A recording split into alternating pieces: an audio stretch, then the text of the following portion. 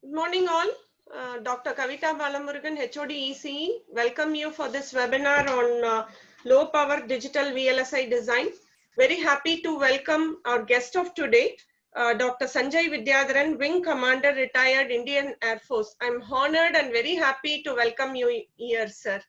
I welcome all the participants. I hope everybody will get benefited and enjoy your day. I request Mrs. Thaila to give an introduction of our guest, Dr. Sanjay Vidyadharan. Over to Thaila. Thank you, sir. I'll just mute my video. Thank you. Okay, ma'am. Good morning, all the participants. It is a great honor for me to introduce the speaker of the day, Wing Commander Dr. Sanjay Vidyadharan, who has retired from Indian Air Force. He graduated from Regional Engineering College, Bhopal in 1994 and was commissioned in Indian Air Force as an engineering officer in the same year. Dr. Sanjay Vidyadharan has immense experience in maintenance of various kinds of helicopters. He obtained his MTech in Microelectronics and VLSI Design from Indian Institute of Technology, Kharagpur in the year 2010. To pursue his passion in academics, he opted for voluntary retirement from Indian Air Force in the year 2016 and completed his research work on novel gate overlap tunnel fits and their circuits for ultra-power VLSI applications in the year 2020. Dr. Sanjay Vidyadharan is currently working as a visiting faculty at FITS Pilani Hyderabad campus, and his area of interest is nanoelectronic devices and ultra-low power VLSI circuits. So here we have an aspiring speaker who will deliver his lecture on low power digital VLSI design. I welcome you, sir. Now I hand over the session to Dr. Sanjay Vidyadharan. So you can continue. Okay. Good morning, all of you. Firstly, let me thank Dr. Tulsi Bai and Dr. Kavita for giving me an opportunity to interact with you all. So it's a pleasure to interact with people and with a crowd and share whatever little knowledge I have on the subject. So let me present this. Open up my PPT.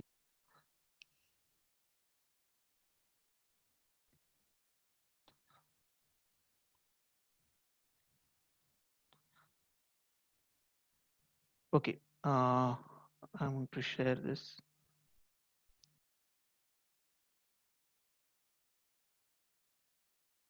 Right, can you see my screen now? Yes, sir. Yeah, the presentation is seen by everybody? Yes, sir. Yes, sir. Yes, sir, it is seen. Okay. So today's presentation is on low power techniques for digital VLSI circuits. Right. So this is going to be the outline. So I'll be using some technical terms in the presentation. So I thought, although you might know these terms, but still we'll just take 2 minutes and revise the various figures of merit of digital gates.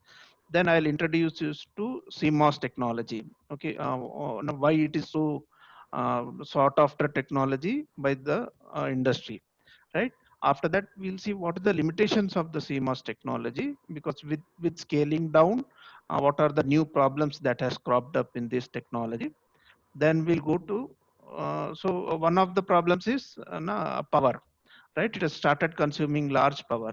So to understand the techniques to reduce the power, first we got to know what are the sources of power dissipation. So I'll touch upon the what are the sources of power dissipation, and then we'll go to some of the standard low power techniques, including dynamic logic, domino logic, CF domino, clock gating, multi-VDD, multi-VTH, architectural and logic optimization, adiabatic logic.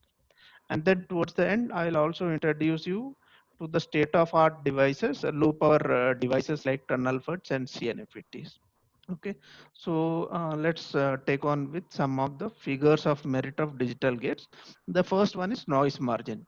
So you might all have worked on this with this IC74 series in your digital labs, right?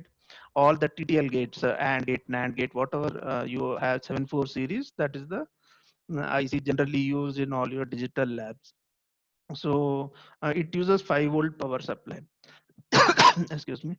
In the input side, if you see, any input voltage what you apply between 0 to 0.8 volt will be taken as logic 0, and any voltage which is given from 2 to 5 volt will be taken as logic 1. So you are forbidden to give any voltage between zero point 0.8 to 0.2 volt, because it will not recognize it either as logic 0 and 1. So this is the band which is there. So 0 to 0.8 and 2 to 5 volt as logic 1. So if you see in the output side, right? So when you give within this blue band, the output also will be within the blue band. Okay, either it will be 0 or 1 depending on which gate you are using. So logic 0 is the output. The gate, the manufacturer claims that the output will be between 0 to 0.4 volt only, and the output 1 will be 5 to 2.4 volt, anywhere within this band. Now, the noise margin is defined as VIL max by VOL max. VIL max is this 0.8 and VOL max is 0.4. So why do we call this as a noise margin? See, this output of one gate is supposed to drive another gate, right? So the maximum output voltage for logic 0 available will be excuse me, 0.4 volt, whereas the next gate, which is taking this as input, it can take up to 0.8 volt. That means, so when you are doing the wiring, you are taking the output from one IC to the other one. So there will be some noises which can get introduced because of the wiring, because of the RF interference.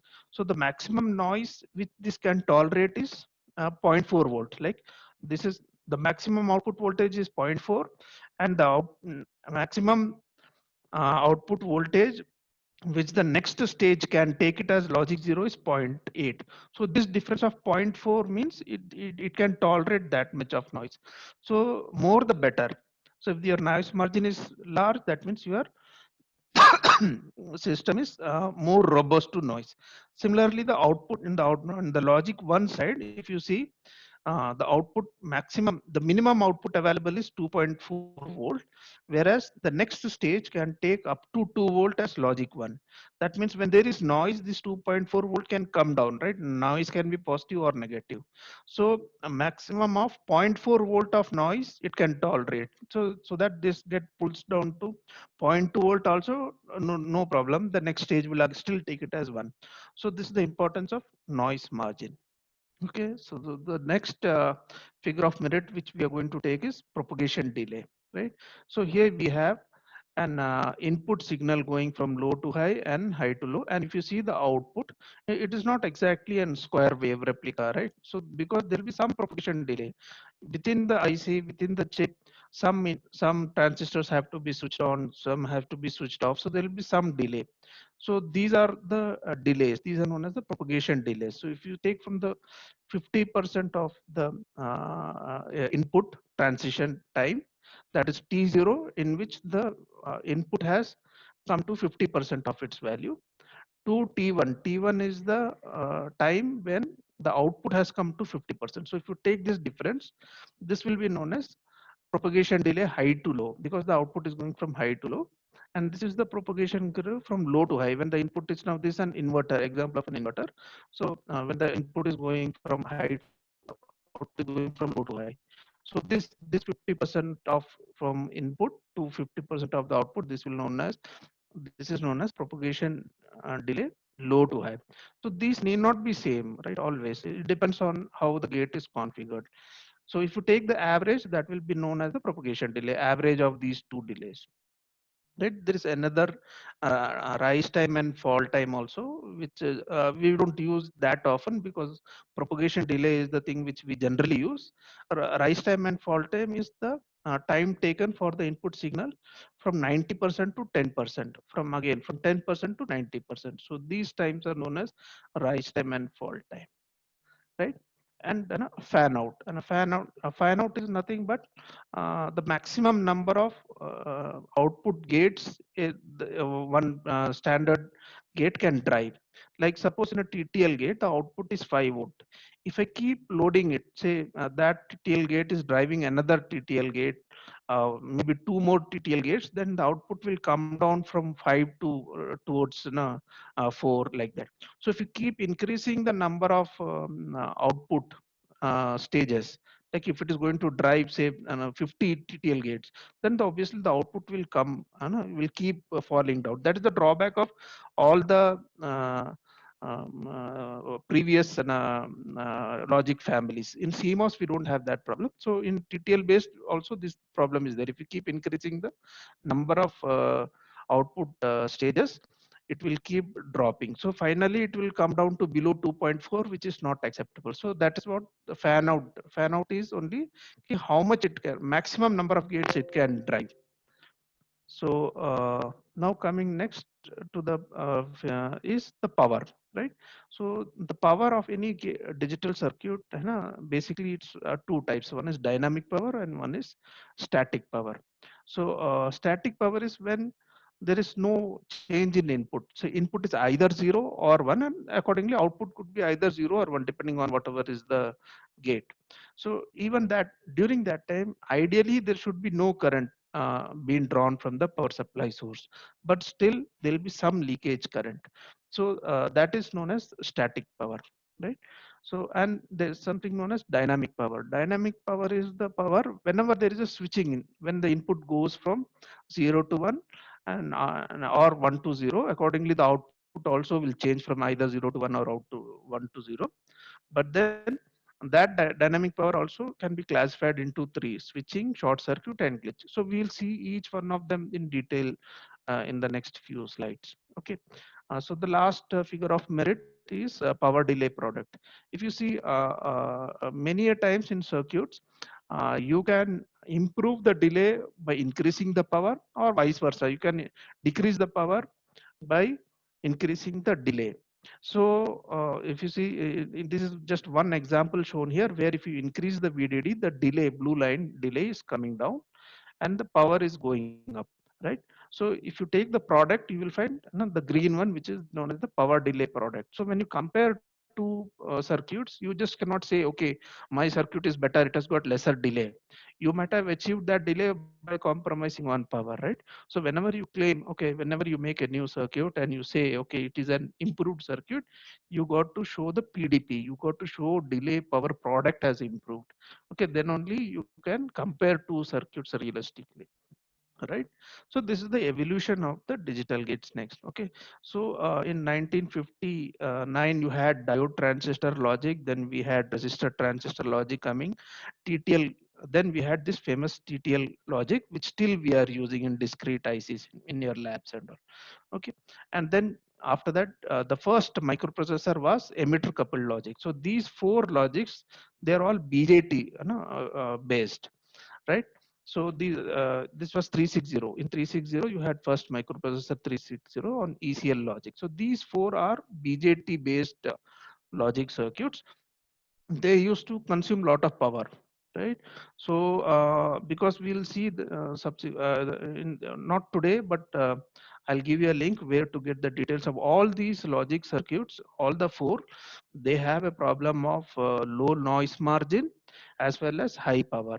So in 1974 onwards, we have this CMOS technology coming in, which consumes very less power, right? So in 1974, Intel first made 4004 chip, which had 2000 transistors and it had a channel length of 10 micrometer. So almost for no, 45 years plus, this technology has remained. But this also has got undergone several changes and advancement in the terms of channel length and feature size, right? So we started off with 10 micrometer and 2000 transistors per a chip, and today in 2020 AMD has got a 7 nanometer chip with billions of transistors. So you see, so in these 45 years, it is only CMOS technology which has been, but it has moved the future size. The size of the transistor has reduced drastically. It's almost if you see, almost 1,000 times smaller it is now, right? From micro to nano it has come to. So you can see how the device has become so small now. So this is, we'll just see what are the advantages of a CMOS circuit. Okay, See, in CMOS circuit, like this is the V in, this is the VTC characteristics. So when V in is 0, V out is 1, right? Because this when is V in is 0, this NMOS will be off and PMOS will be on. If PMOS is on, this output node will get charged to 1, because once this gets on, this gets charged to 1. So if you see, there is once it gets charged to 1, there should not, there is no, since this is off, there is no current which is flowing from VDD to ground, except for like NMOS is off, but still it will have small leakage current. Okay, that is only the static current, which is only of the order of, so this particular diagram is for 45 nanometer CMOS inverter where VDD is 1 volt. If you see when it is 1, output is 1, V in is 0, you have 15 picoamperes. That is the small leakage. That is because NMOS is supposed to be off. Ideally, it should be 0, but small 15 picoampere current flows here, right? And there is no current flowing into the next stage, because next stage will be again and V in of V in like this, right? It is going, so it will be no current can flow into the gate of a MOS transistor, right? So gate of a MOS transistor, it will act like a capacitor. So I have represented that as an CL out here, right? So similarly, when the input goes high, the output will come low. And now again, NMOS will get switched on and PMOS will get switched off. If PMOS is off, again, ideally it should be 0 current. But then because of this leakage current, that is static leakage current, you will have 3.5 picoampere. Because this PMOS is, although it is off, it will still have small off currents. So that's in picoampere range. So these are the advantages of CMOS technology, that it has got negligible static power, right? And the rail to rail output voltage, okay, this is again very important, that whatever happens, even if you keep loading the CMOS and with 100 more gates also, okay, the output will still remain 1 or 0. It doesn't change, right? Only thing is, if you keep increasing the number of stages, output stages, CL will increase and it will take more time for this node to get charged. So the propagation delay will increase, but it will not increase the, it will not decrease the VDD or ground values out here, right? And it has got high packing density. Right.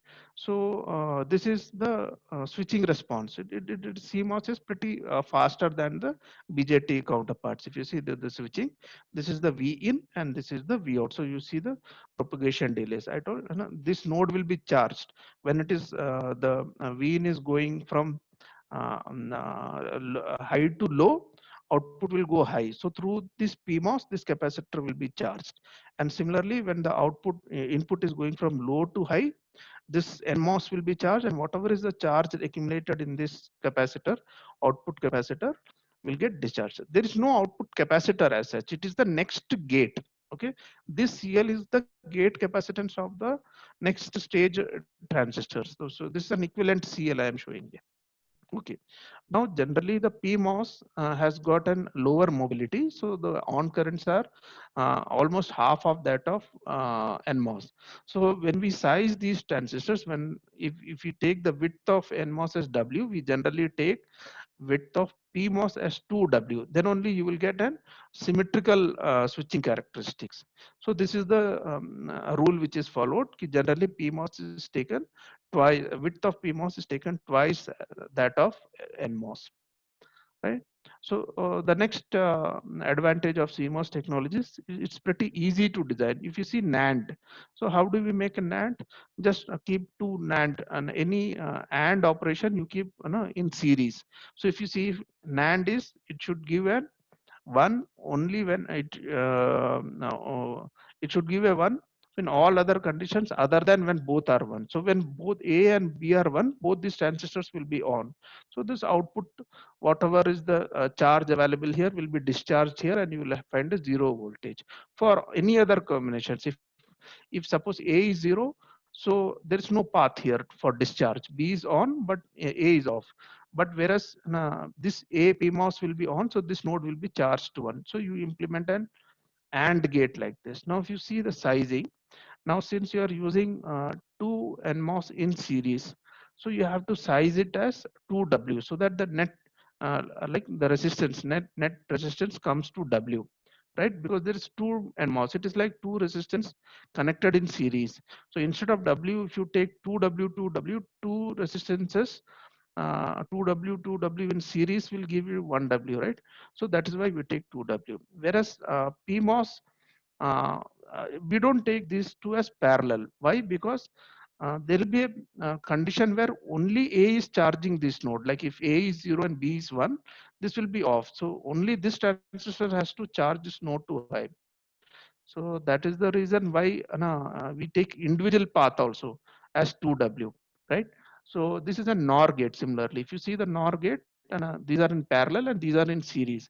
And since these are in series, as such, because it is PMOS, you have to take 2W. And since they are in series now, you have to take 4W, so that the net becomes 2W. Okay. Whereas here we take WW, because again here also if you see there might be a condition when only A is on, so this has to be W and this has to be W, so it's pretty easy to design, right? So that is one more advantage of CMOS. So you take any, if I take any function like f is equal to a into b plus c. So to implement it is pretty easy. B plus c, I mean you take two parallel transistors and a is and. So you take a series. So this is how in CMOS we implement. But this will give you f bar. And then you put an inverter to again get back f. So implementation is pretty, you can use k maps, a lot of techniques are there to simplify. So CMOS has a great advantage that implementation is pretty simple. You just have to, whenever there is an or, you make two parallel n, and whenever there is an and, you make a series. And you have to take the complementary in the PMOS. In the PMOS, whenever it's parallel, it becomes series, and whatever is in series becomes in parallel. Only thing, the sizing accordingly has to be done. Sizing has to be done.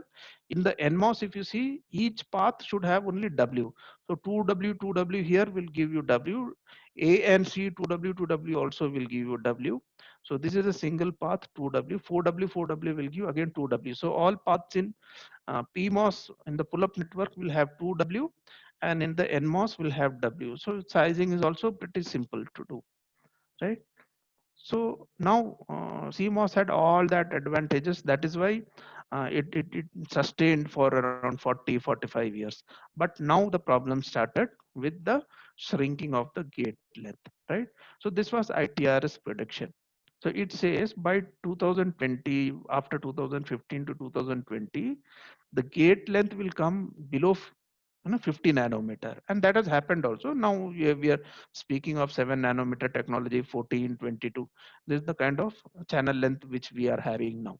So the ITRS prediction said ki the subthreshold leakage, that is the off currents, are going to keep increasing like this.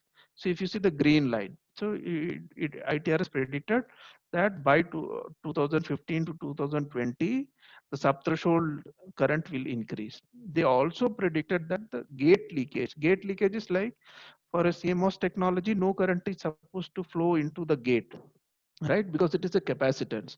But with shrinking gate length, the oxide thickness also has to come down proportionately to keep the capacitances in check. So while reducing the gate oxide thickness, ITRS predicted that there will be some tunneling from the gate side also. But that phenomena has been arrested by using high K dielectrics. Like for 22 nanometer technology, the gate oxide was supposed to be 1 nanometer. So instead, 1 nanometer silicon dioxide.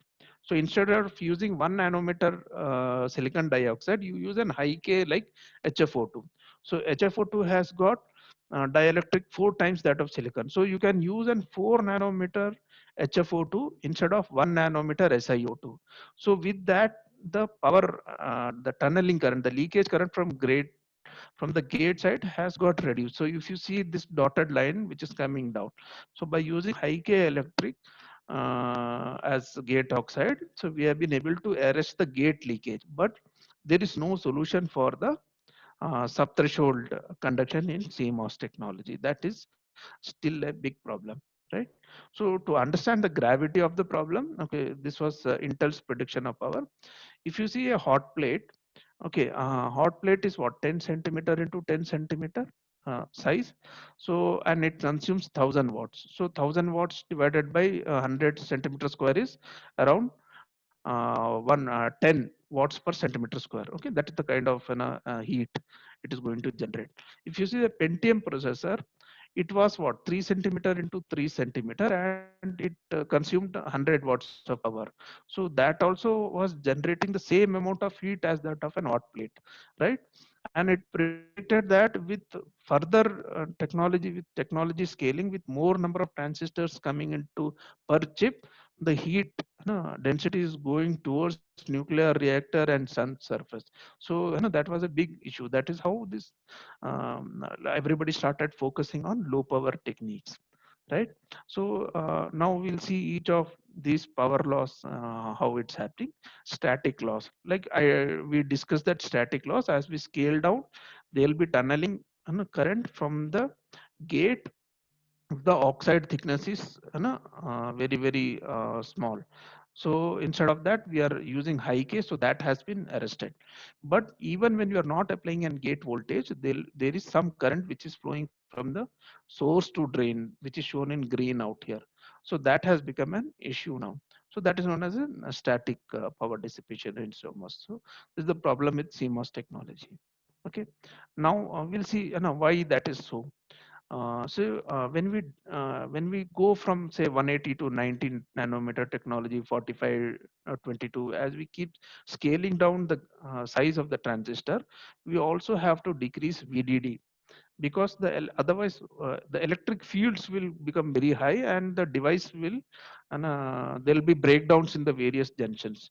So what is the electric field? Electric field is voltage divided by length, right?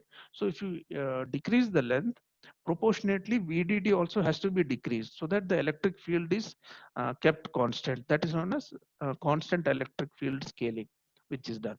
So VDD has to be reduced. So if you reduce VDD, what happens to the propagation delay? See, the propagation delay is inversely proportional to the current and directly proportional to the capacity load. Current is of a MOSFET is given by VDD minus VTH square. So if you reduce VDD, current will reduce. If current reduces, propagation delay increases. So that is not a good thing. Like propagation delay has to be as low as possible for devices to operate fast. So if you have to reduce VDD, you also have to reduce VTH. Now, what is VTH? VTH is that voltage which if you give voltage beyond VTH only, the device has to switch on. But now with decreasing VDD, like for 45 nanometer, VDD is 1 volt and VTH is coming to 0.3 volts. So this 0.3 volt is very close to zero.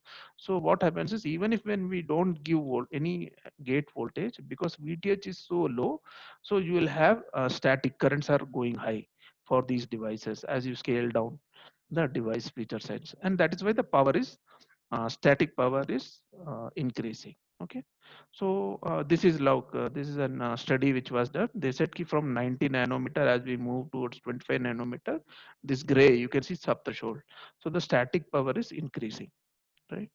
So now once you know what is a static power and how to reduce it, right?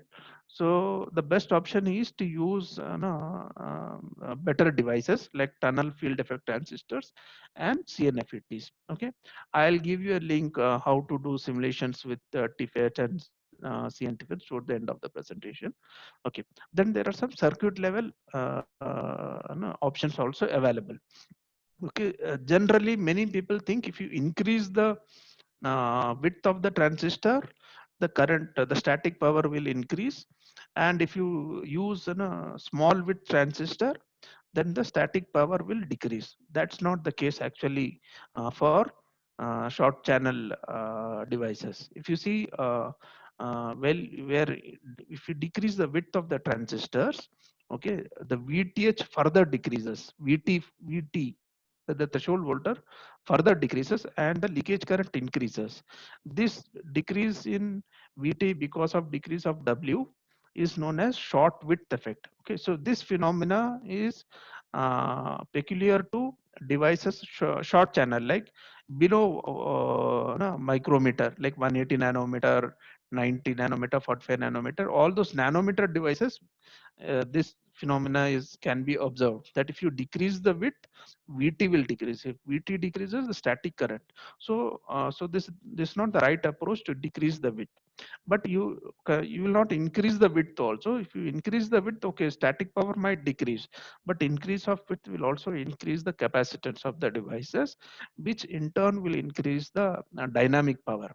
So in case you are designing a circuit which is going to remain ideal and without any switching for long duration, then you can use large width transistors. Otherwise you can go for moderate with transistors. Okay. Then the next kind of loss which generally happens is short circuit loss, right? So this is an NMOS and an PMOS. Okay. So when you see the input is rising here, so if I say 45 nanometer technology, VDD is 1 volt. Okay, this is at 0.3, this switches on, and this also has got a VDD of 0.3. So when I reach 0.3, NMOS switches on, and when I reach 0.7, this PMOS will switch off. So between 0.3 and 0.7, you will find the current is increased. This is also on, this is also on. So there is a direct path between VDD and ground. So you find there is a current available here, right? There is spike in current. So that is on the short circuit part. So during switching, what happens? Okay, there is a current which goes, both these transistors will be on. So that is known as short circuit current. Now, once you know the short circuit current, now you have to also see how it can be reduced. Okay, how can it be reduced? If I push this VTN to 0.5 and VTP to 0.5, there will be no short circuit current, right? Because the moment NMOS switches on, PMOS will switch off. So when you are using technology of 45 nanometer and below, you will find high VT devices also. You will have to, if you see NMOS itself, if you go to the in Cadence or any software, EDA software, you will find NMOS normal, NMOS low VT, and NMOS high VT. So if you use high VT devices, then the short circuit current will reduce drastically. But you can, if you use high VT devices, the currents also will decrease. So the delay will increase, right? So there is always a trade-off, right? So if you can afford to increase the delay, you can use high VT devices and bring down the short circuit current. Okay. The next thing about this short circuit loss is that with when it is driving other gates, so there will be a CL. So that CL also reduces the short circuit current. Okay, how it's done? So this one simulation which I carried out to explain you. This is done in 180 nanometer technology, right? So now if you see there is a CL connected to this inverter. Plug input is going from 0 to 1.8 volt, because it is 180 nanometer, it uses 1.8 volt. At 0.9 volt, no, it has reached, input has reached 0.9 volt, NMOS has switched on, but V out is still 1.8 volt, right? Because there is a capacitor here, this NMOS, so it will NMOS will discharge this capacitor at a slower rate. So without this capacitor, you see this black dotted line, right? If I don't use this capacitor, if there is no load, the output will the moment NMOS is switched on, the output will start falling. So if the output is start falling, then there will be short circuit current, because PMOS is also on, right? But when there is a load capacitance, if you see NMOS is switched on now because it is already reached 0.9 volt input, but the output is still close to 1.7 volt. No? So instead of 1.8, little bit it has just fallen because the capacitors will take time. Now, if you see what is the VDS out here, because there's no VDS across PMOS, so current will not flow in PMOS, right? So that's why you don't have short circuit currents, right? So if you see the short circuit currents are now lost because of this capacitance. If you see now when the input goes to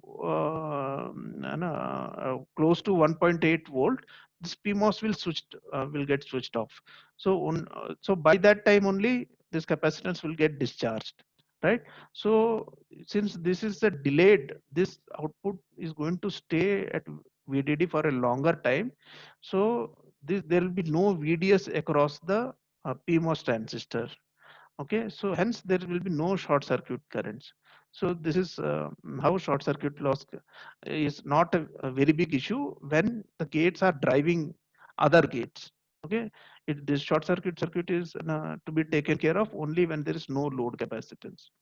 Okay, the next most important one is the switching losses. Okay, what is switching losses? Like when this CL, if you see the load capacitance, what it is shown is because of the drain capacitance of this PMOS, drain capacitance of this NMOS, plus the interconnect capacitance and the C input of the next stage. So there's all these three capacitance together is represented as a single load capacitance. So whenever you are giving an input, suppose the output is initially 0, right, and the input is going from high to low, so what happens, output has to go from 0 to high.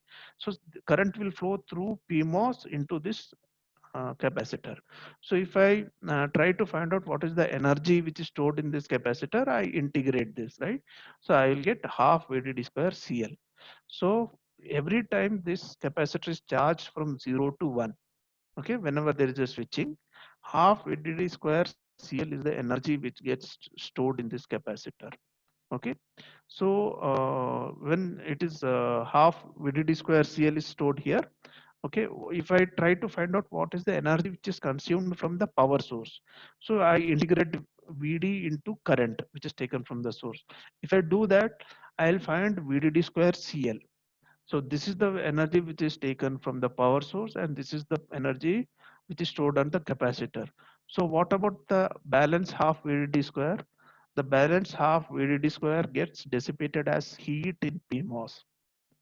Okay, when there's a current flowing like this, half VDD square CL, okay, that much energy gets dissipated as heat in PMOS, right? Similarly, when the input is going from low to high, so whatever was the energy stored in this capacitor, okay, half VDD square, okay, that will get discharged through NMOS. So this energy will go to 0, right? And NMOS, that heat will be generated half VDD square CL. So during charging, okay, total power which will be taken from the power source will be half VDD square CL, right? Half of that energy will be stored in the capacitor, half will get dissipated as heat in PMOS. And when the node is being pulled down, whatever is stored in the capacitor, half VDD square will get dissipated as heat in NMOS. So okay, so now if I talk about this is energy. If I want to find out the power, then it will be into frequency. So frequency into VDD square CL will be the power which will be consumed from the source. So this is the dynamic power, frequency into 2 VDD square into CL, right? So if you see, as we keep going from one technology to other, VDD and CL is reduced, right? I told you when we are going from no, higher technology from 180 nanometer towards 22 nanometer, VDD will be reduced, CL will also be reduced. So that should actually reduce the power. But what happens is, along with VDD-CL, the frequencies also are increasing. Like you had 80, 86 working at 5 megahertz, right? Now today, most of the chips what we have in our mobiles and laptops, they're working at 2 gigahertz.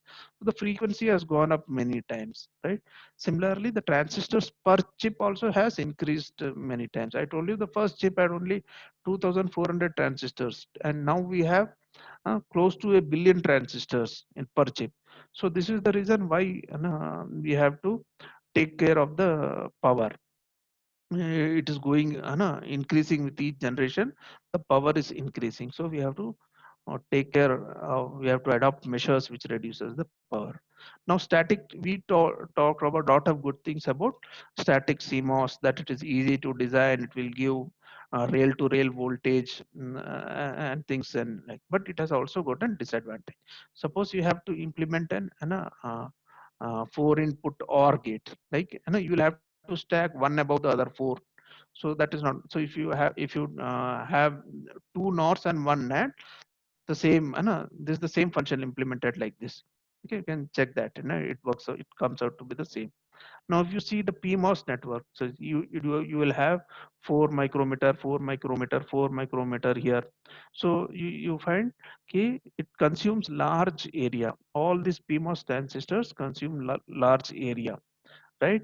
So the static CMOS has got an issue of large capacitance. So large capacitance means large dynamic power.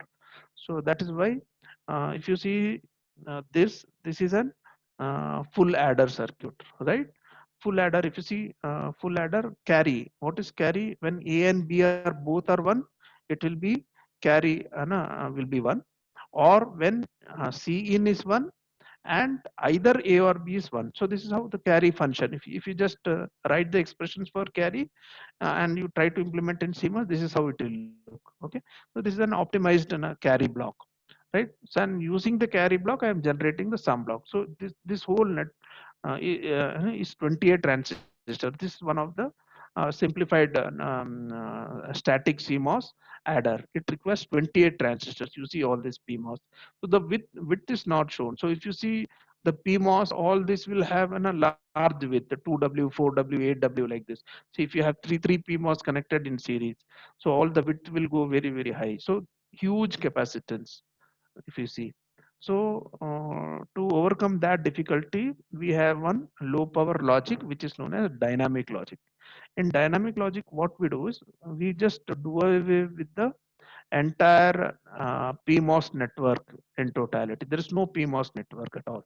Okay, you just have the NMOS. So instead of the PMOS network, you just have one clock here, right? So when the clock is low, this output node PMOS will be switched on and this is off. So this output node will be charged to 1. And when the clock is going high, this PMOS is switched out. So this will either remain high. Now the clock is on. Now this will remain high depending on A and B. So this is a NAND gate. So if A and B both are 1, then this output 1, whatever was during the pre-charge, it has got charged to 1. So if A and B both are 1 and clock is also high now, it will get discharged to 0. So this is a clocked NAND dynamic logic. So if you see, the entire PMOS network is done away with. So the total capacitance has come down drastically. So it will have very less dynamic dissipation, right? So if you see the same sum circuit, now it starts looking like this. See, instead of, we have just removed away the entire PMOS network itself. So when the clock is low, this carry bar node is charged to 1, right? This will be off. So whatever is the input here doesn't matter because there is no path here. So when the clock is low, this carry bar node will be charged to 1, and when the clock goes high, this P1 is removed from the circuit. This is already charged to 1. Now this clock is also then, now depends on A, B, C. It will either remain 1 or it will get discharged to 0. So that it will pull down to 1 if you know, carry bar has to go low. So depend on ABC combination. So similarly, this is the sum network. We are using the carry bar to generate the sum. That's it. Okay, and similarly here also you have all the PMOS transistors have been removed and a single P3 PMOS is being used to charge this node to 1, right? Okay, this is the PMOS, two PMOS networks which are used. Okay, so that is how we are able to bring down the capacitance. Okay, low capacitance means low dynamic power, right? So now if you see, the dynamic logic suffers from some problems known as charge sharing, right? Okay, now if you see this again the same NAND gate which we discussed. Okay, this node is charged to 1 when the clock is low. When the clock is going high, suppose A is 1 and B is 0. What happens? This is supposed to remain 1 because this is NAND gate, right? But it doesn't remain 1 because B is 0. Obviously, so it will not go to 0. But because B is 0, A is 1, some charge at this point, because A is switched on now, some charge here gets distributed to this node. Okay, so the output will now not be 1. Okay, it will be VDD CY divided by CX plus CY. This should be CY. There is an error out here. Okay, so this will be CY. So this output node, some charge will get distributed here, And because this PMOS is now, the moment clock has gone high, this PMOS is, there's no way to again recharge it to back. It has to go to the next clock. So this is known as the charge sharing problem, which is there in the dynamic logic circuits. Okay. Another problem with dynamic logic is when you cascade two stages. Now this is an one inverter, which is dynamic inverter, which is driving another inverter, right?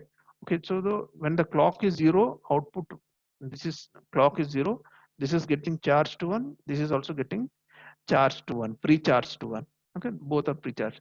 Now the output is, now the clock is going high. If you see, the clock is going high, whereas the input is 1 here. If it is the input is 1 here, it will be 0 here. If it is 0 here, it has to be 1 here. But it is charged to 1, right? And then when the clock is going high, it will take some time for out one to go to 0, because there will be some propagation delay, right? So the out one will go to 0, but there is some time. The clock is going high here, and by the time it is coming to 0, there is some propagation delay from here to here. And during that time, because this is pre-charged to 1, it is 1 out here, this will also start discharging this also. So you will find this is also getting discharged out here, right? Whereas what was the requirement? This should be 1, this should be 0, this should be 1. But because this 0 is going to take, when the clock goes high, it will get come to 0 after certain delay. Okay, and during that duration, this also will get discharged, whereas this is supposed to be at 1 only. So these are some small problems associated with dynamic logic. Okay, to overcome that, we have something known as domino logic. Okay, in the domino logic, now what is done is, see, you have one keeper weak keeper PMOS, which is connected here, right? So what happens is, whenever there is a 1 here, it will be 0 here. So if it is a 0 here, this PMOS will be on, so it will replenish that charge.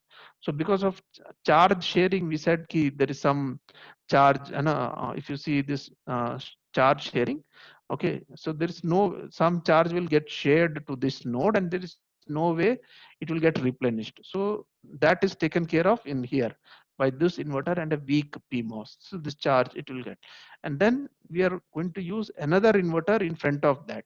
So this whole thing will become one gate. Okay, so instead of NAND, now it is AND, because there is one more inverter in front of this. So by putting this inverter, the advantage is now you can cascade it, right? If you cascade it, there is no issue. Now that there's no problem. If you see, this node will get pre-charged to 1 when the clock is low, so this will get pre-charged to 0, right? Because it is 1 here, this is it will be 0 here, and this node will again get pre-charged to 1, and this will be 0. Now once the clock goes high, okay, it is 0 here. So since it is 0 here, this gate will continue to remain in that state only. But if it is 1 here, this node will slowly will get discharged to 0. Once this gets to 0, then this will get to 1, and then this will get to 0, and this will get again get back to 1. So if you see, it is the domino effect. Domino effect is like like if you have a row of cards which is placed vertically close to each other, and then you push one, everything starts falling, right? So it is similarly here. The a 1 here will create a 0 here when the clock goes. That 0 will create a 1 here. That 1 will create a 0 here, and this 0 will create a 1 there. So it will go on like that. So, but there's no problem in cascading. So that problem of dynamic logic, in which we had cascading issues, is removed by using domino logic, right? But in domino logic also there is a small issue. I said, whenever there is a 1 here, okay, to replenish the charge, you are using a weak PMOS here. So this 1 will become a 0 here, and this PMOS will be on. But that will also cause a short circuit current. Although we are using a weak PMOS, okay, weak PMOS is with very small width, but still that weak PMOS also will cause a short circuit current. So you have something known as contention free domino logic. Instead of putting a simple inverter, you use a NAND and you put a clock here, so that short circuit path is avoided. Okay, so these references are given. You can read the theory behind this. So by using this something known as contention-free domino logic. So these are all low power logic families, right? The aim is to reduce the short circuit paths and short circuit currents and switching currents. Okay. The next, this is again now very widely used logic, which is known as fast transistor logic, which consumes very less power, right? Now, if I have to make an AND gate, okay, I have A and B like this, right? This is the NMOS switch. So will it generate F is equal to AB when A is 1, B is 1, the output will get charged to 1. But there is a problem with doing like this, right? Now suppose A is 1, B is 1, the output is 1, right? So that this node will get charged to CL node will get charged to 1. Now B goes 0. If B goes 0, this switch is off, but the output will continue to remain 1 because there is no path for this capacitance to get discharged, right? But whereas what we wanted was AB, when B is 0 and F should be 0. So you cannot have a pass transistor just like this. So you will have to make a pass transistor like this.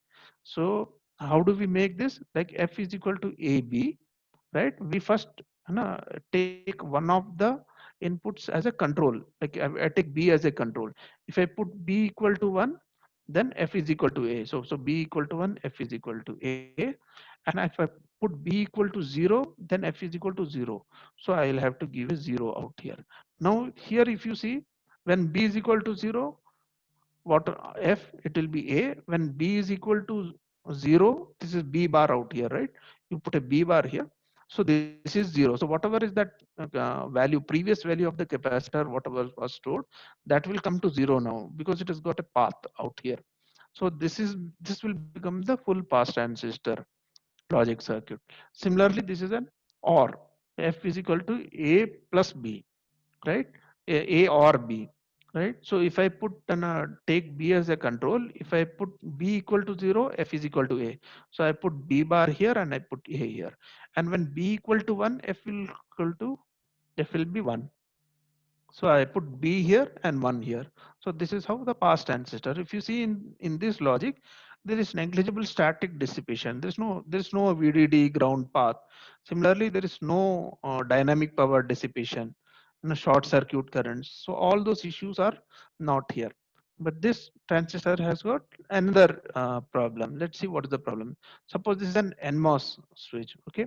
So now we are giving VDD here and we are giving switching on this transistor by giving VDD out here, right? So this will become drain, this will become charge. So this will keep getting charged like this from the drain, it will keep getting. But when the output reaches VDD minus VTN, what will be the gate source voltage? It will become VTN, right? It can't go beyond that because the transistor will get switched off. Now, if you see for this transistor to be switched on, what is the condition? VGS should be greater than VTN, right? If VG we are giving VDD and output voltage, the moment it reaches VDD minus VTN, VGS will become VTN. It can't go beyond that because if it goes beyond that, VGS will come below VTN. So an NMOS transistor cannot transmit a 1 properly. It will propagate, it will transmit VDD minus excuse me, VTN only. Okay, whereas an NMOS, if it has to transmit a 0 here, now it is 0 here, gate, now this will become drain, this will become source because the current is going to flow like this in an NMOS now, right? So now if I have to transmit a 0, see already this node is charged to 1, now I have to transmit a 0. So what happens is, if you see VGS, this is constantly, this is 1, this is 0. So irrespective of the voltage out here, this will be on. So this will enable this entire output charge which is available on the capacitor to get discharged to 0. So you get V out is equal to 0. So to summarize, NMOS pass transistor, it can pass perfect 0, but 1, it will not transmit 1 properly. Okay, 1, it will maximum VDD minus VTN. It will transmit only that much 1, right? If it is a 1.8 volt 1 and if VTH is 0.6, so maximum output voltage you will see is 1.2 volt. So that will reduce the noise margin. right? So now if you see PMOS, okay, for PMOS, if I give, I have to give the control signal 0 to switch it on, okay? So I give 0, and if I have to transmit a 1, so this is gate and source. Now current will flow in this direction. So gate and source out here, right? So if it is gate and source out here, this is going to remain VSG in case of PMOS is always going to remain VDD and this 0. It is, so this is almost going to remain 1. So it can transmit a 1. So until even if this capacitance gets charged to VDD, there is no problem because this will remain 1. Now because the voltage between gate and source, if you see, it is full, right? Whereas if A is 0, if I have to transmit a 0, if I have to transmit a 0, what happens is now this becomes source and this becomes drain, right? So when the current is flowing out here, now V out, okay, the moment it reaches VTP, right, then this gate to source voltage is now VTP. So it can't go beyond that because this will get switched off. So it cannot fall below that. So it cannot transmit a good 0. So PMOS can transmit a perfect 1, but it cannot transmit a perfect 0. So that is the problem. So in many places there is something known as complementary pass transistor where we use a parallel combination of NMOS and PMOS, right? So this is the same some circuit now implemented with pass transistor logic. If you see, right?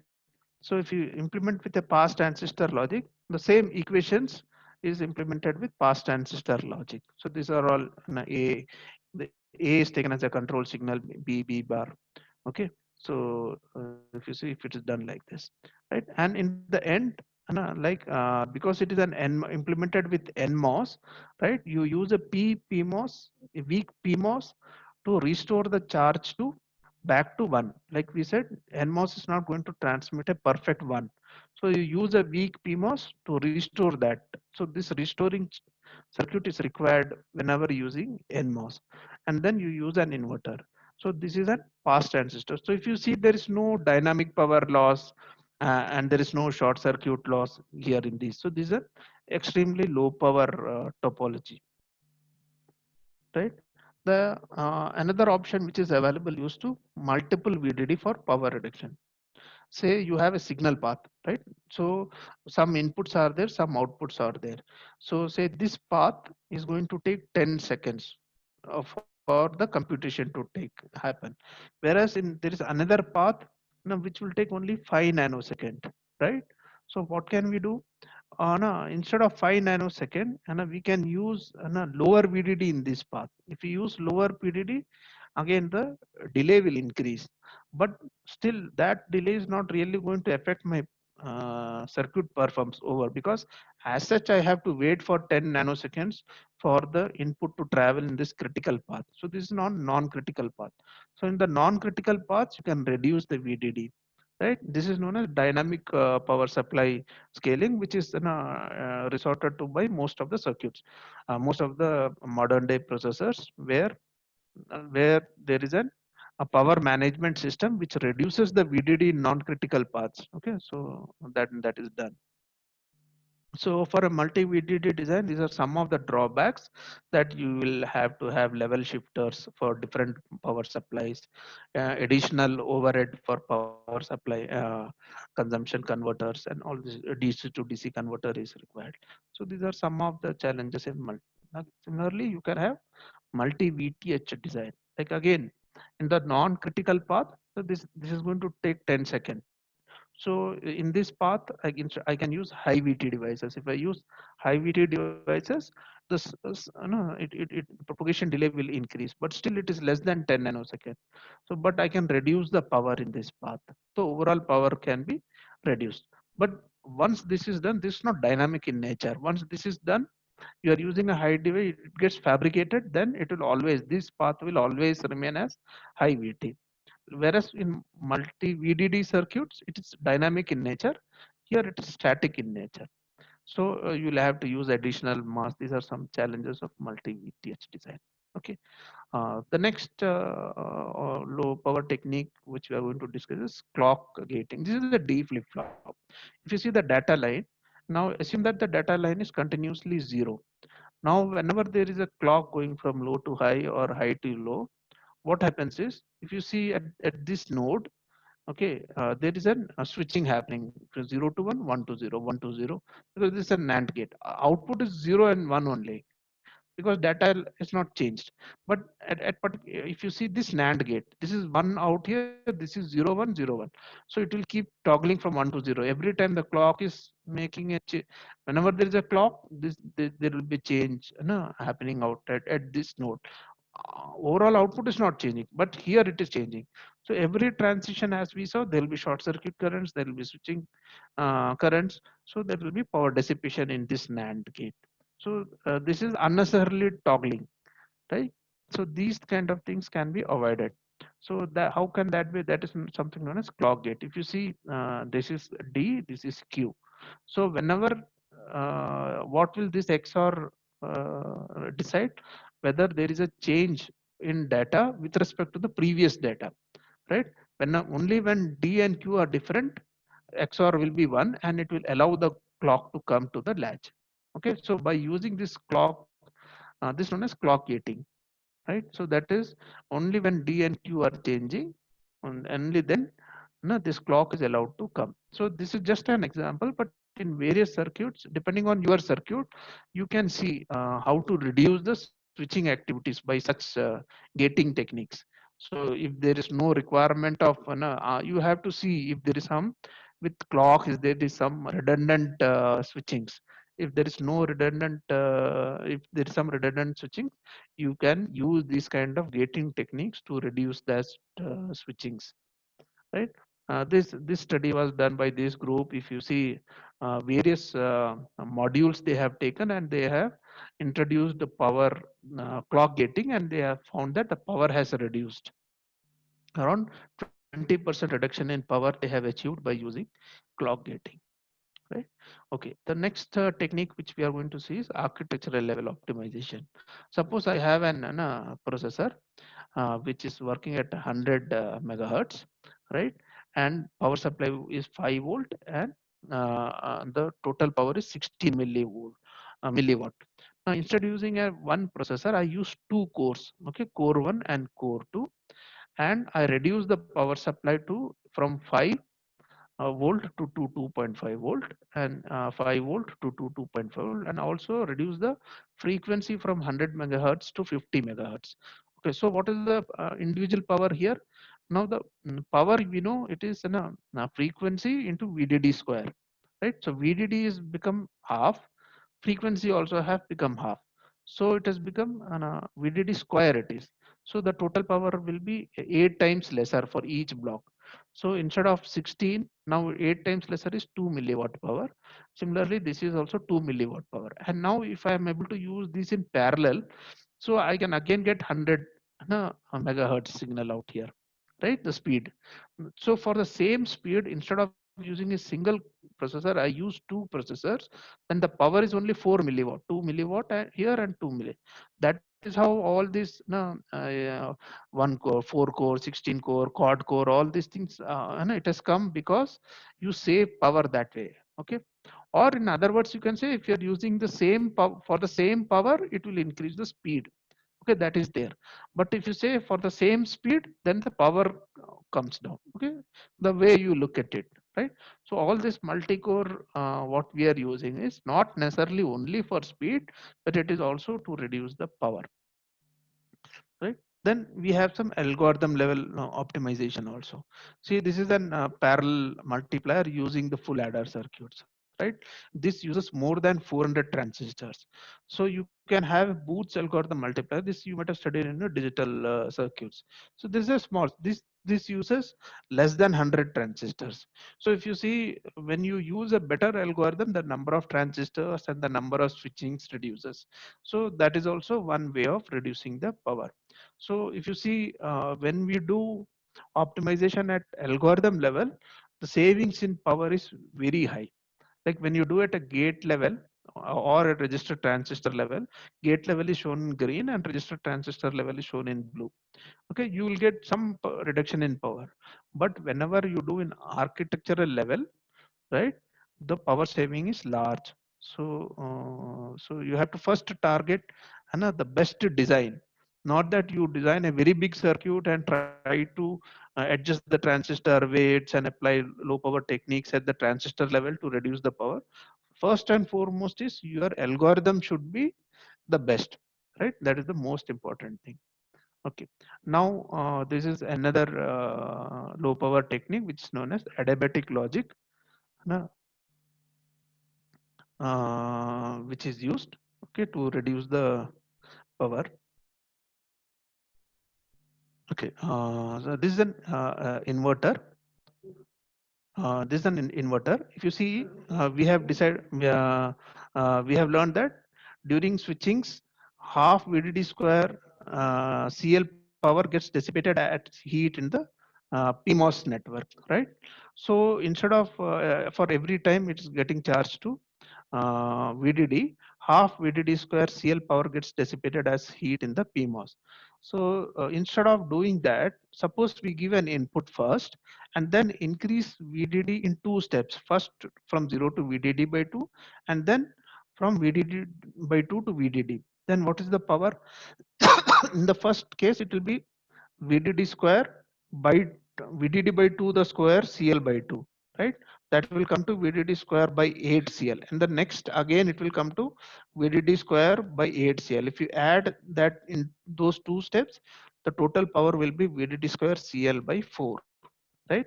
So now what we are doing, we are giving the input and then giving the power supply in two steps, right?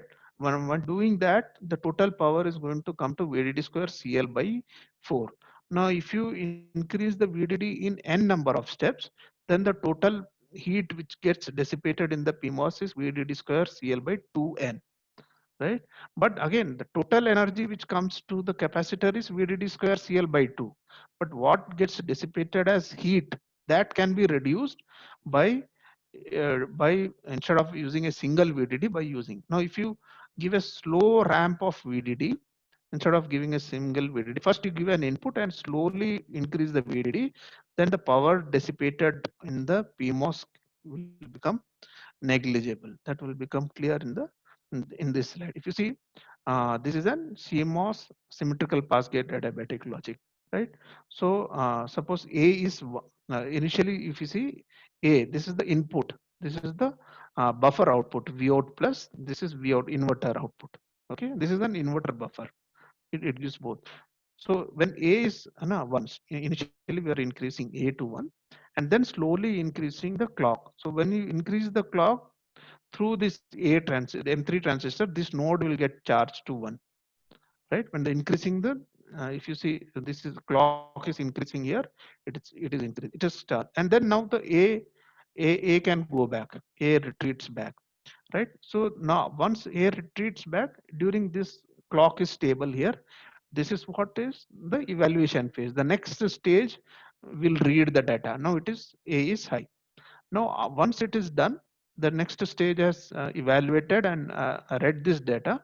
Now the clock goes low. When the clock goes low, what happens is, right, and the clock goes low, whatever is the charge available here, okay, and since it is, the clock is going slowly up, there is no power dissipated here, because it is slowly ramping up. When the clock goes low, whatever is the charge available here, that again goes back to the circuit. Okay, if you see, there will be negative current, that is whatever is the charge here accumulated here will go back into the clock circuit. So you can have clock recovery circuits. Those circuits will be able to use that charge which is recovered back for the next cycle. So instead of a pure clock, you have an ramping clock here, and also a charge recovery circuit connected here, which will use that charge which is recovered back in. So this is how the adiabatic circuits work, right? So here we avoid any dissipation. Only thing is, this is applicable only for these circuits.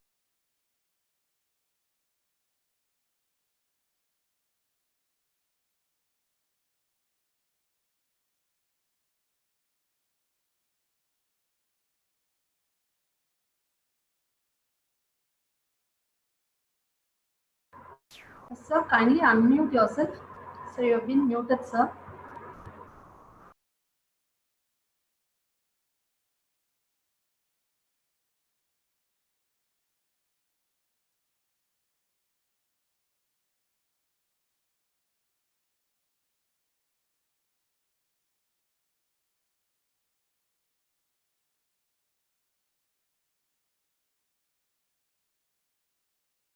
Okay. Uh, uh, is it visible, audible now, ma'am? Hello. Hello. Yes, sir. Yes, sir. It's audible. Yes, It sir. got okay. Okay. Sir, sorry to intervene, sir. Sir, am I audible? Hello, sir. Yeah. You're audible, ma'am. Sir, the session actually it will get over by 12:30, sir. The Zoom link.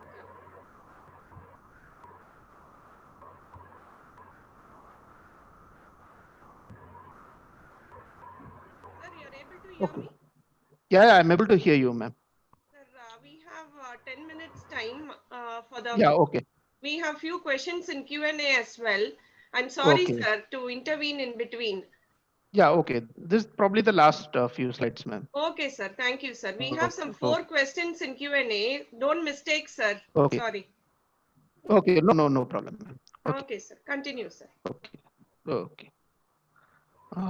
So now you have few devices which have got very low. So if you see tunnel FETs in CMOS, what you have is you're lowering the barrier, right, by applying a gate potential. So you have electrons drifting to the from the source to the drain side, right? So in tunnel FETs, they work on a different philosophy. If you see P and N, okay, they are opposite polarity. Like unlike an NMOS where you have NN, you have P and N regions out here. So when you use these kind of devices, right? So by giving an gate voltage, what you are allowing electrons from the conduction band, from the valence band to tunnel to the conduction band, right? But it has got very low off currents because these P and N diodes, they get the P and N junctions are reverse biased. You give a positive drain voltage and at ground at the source. So whenever the gate voltage is not applied, this junction is reverse biased. So it has got very low off currents. So that is the advantage of using TFETs. So you have an Penn State library which is available. So you can download the model of that TFETs, and you can simulate those in circuits. So this is a comparison with MOSFETs. You will find the off currents or TFETs are 2 to 3 orders lower than the MOSFETs. Okay. Similarly, there are carbon nanotube devices also which you can use for your simulations. Okay, these are again devices which has got very low gate capacitance. Again, these models are available. Stanford models are available. You can easily download that and get it into your Cadence for simulations. Okay, there are other few, because of time constraints, and I will not cover these things. But just to tell you, okay, there are a few more no, low power techniques which are available. Okay, so that's all from me. See, you can actually log in to subscribe to my YouTube channel where I have done some demonstration of CE amplifier, CB amplifier, differential amplifier using LT Spice. So all you children who are sitting at home and you don't have access to Cadence, you can use this link. You can go to this YouTube and you will be able to no, learn about these amplifiers using LT Spice, which is free software. Similarly, in digital VLSI, I have demonstrated how to use 180 nanometer CMOS technology in LT Spice and how to compute the power delay. So all these low power techniques, what you have learned now, you can go there and learn about those things in these. No, the link is provided. So you will, these are all based on LT Spice. So I put it recently so that even if you don't have access to Cadence, you'll be able to learn something sitting at home. I think I've finished now. I'll allow to take any questions which you have. Thank you, sir. Can you hear me? Yeah, I can hear you. I will read some questions by the participants, sir. Okay. The first question is MOSFET beneficial over BJT in VLSI circuits? No, not at all. Because BJT, all the BJT circuits, like we say, if you see that they are, they consume lot of power, right?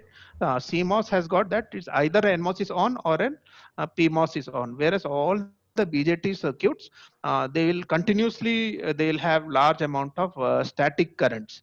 Okay, in maybe another 10 days in my YouTube channel, I'll put a video on the evolution of the digital circuits. So I'll cover all the logic families of BJT also. So in which you will be able to learn what are the drawbacks of BJT. Okay. Okay, sir. The second question is, how will the development in VLSI change the field of aerospace? Uh, See, in aerospace, basically any platform, right? In aerospace, the major constraints are going to be power, right? You will have limited onboard power, right? Even the Chandrayaan and which went there, it had some 2 or 3 days of battery backup. So obviously, no, the power is a major issue. The second one is weight and space, right? So you should be able to have small chips doing multiple functions consuming low power for any space applications, even for aviation, for aircrafts also, for whether it is be space applications, and power and weight is a major constraint, and this is where VLSI can help, right? So if you see VLSI sensors, huge big sensors are now being replaced by small MEMS based sensors. So these are all cutting down the power requirement as well as the weight requirement, right? So that is going to help in a big way. Uh, Thank you, sir. Next question. Is there is any disadvantage of CMOS other than power dissipation and high package density? No, high package density is an advantage. The Okay. only problem with CMOS these days is like it is consuming power. So that is why people Okay. are looking at devices beyond CMOS like CNFET and TFET. Power is only the major issue because we are able to pack so many transistors into a single chip and the static leakage current is increasing. That is the only disadvantage with CMOS technology. Okay, sir. The next question is, why is the number of gate inputs to CMOS gates usually limited to 4? Is there is any specified? No. Like it is not generally restricted to four. You can go beyond that, but four is an when we say ki okay, when we want to compare the performance, we generally compare it under loaded conditions. Okay, you have to connect an load capacitance, and that capacitance is generally equivalent to load of 4, right? If you increase beyond 4 in CMOS, there is no problem. Still you will get a perfect 1 and perfect 0. Only thing, the propagation delay will increase, right? So just to keep the propagation delay within limits, we use a fan out of 4 generally, right? And you use a chain of inverters, or you use a buffer in between to increase the load, because there is no problem with the noise margin. The only problem will come with the propagation delay. If you put more gates, the delays will increase. So instead of that, you can use fan out of restricted to fan out of 4, and you keep using buffers in between. Each buffer will drive 4 gates. That's a better option. Okay, sir. The last question is, how is the energy actually conserved or zero energy loss in reversible gates? In reversible, Gates. How is the energy actually conserved? see, I told you got to avoid. See, in any switching, there will be heat generated in the PMOS or NMOS, right? So what we got to ensure that is that any slow switching wherein power is actually V into I, right? So even if so across any transistor, even if there is I, but if you maintain VDS as low as possible, the power will be minimum. Okay, so how do you maintain between the voltage between the drain and the source very close to each other? By slowly by allowing slow change of VDS, you allow the source to follow the drain voltage. So those like in what we saw in adiabatic circuits. So those kind of concepts should be is done to avoid the dissipation of heat in the transistors. Thank you, sir. One of the participants has asked your contact details. Yeah, Maybe if you wish, you can post your, you can give your email ID so that we can post it. It's like Sanjay Vidyadharan. You can .in. Okay. So that's my web page, and you'll find, or even in the YouTube, you'll find the contact details. So in the next few days also, I'll keep posting videos.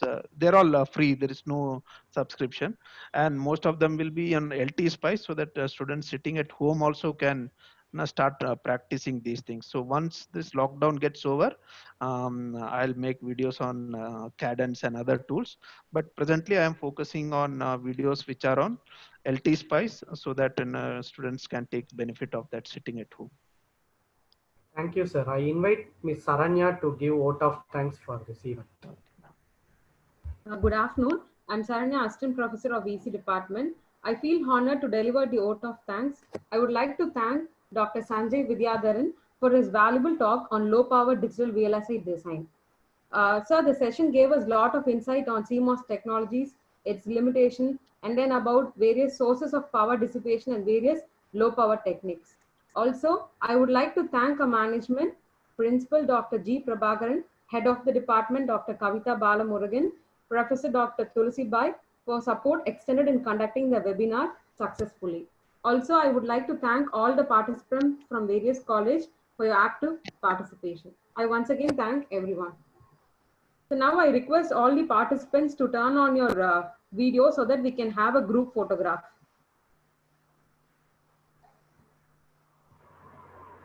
Sadasam sir, can you take the photo?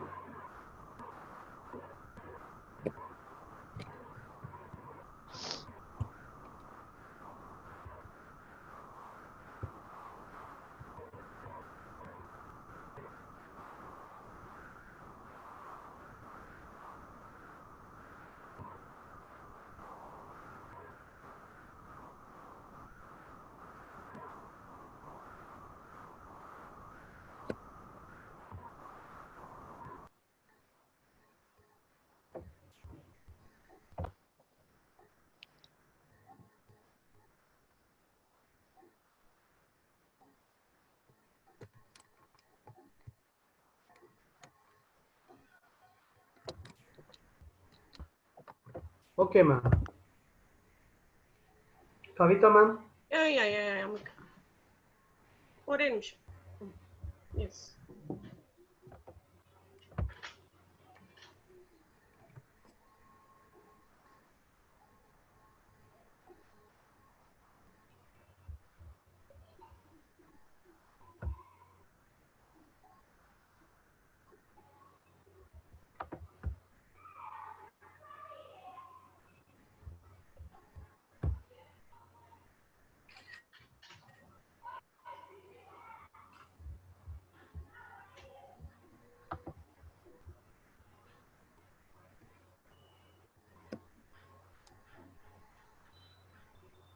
So you've taken?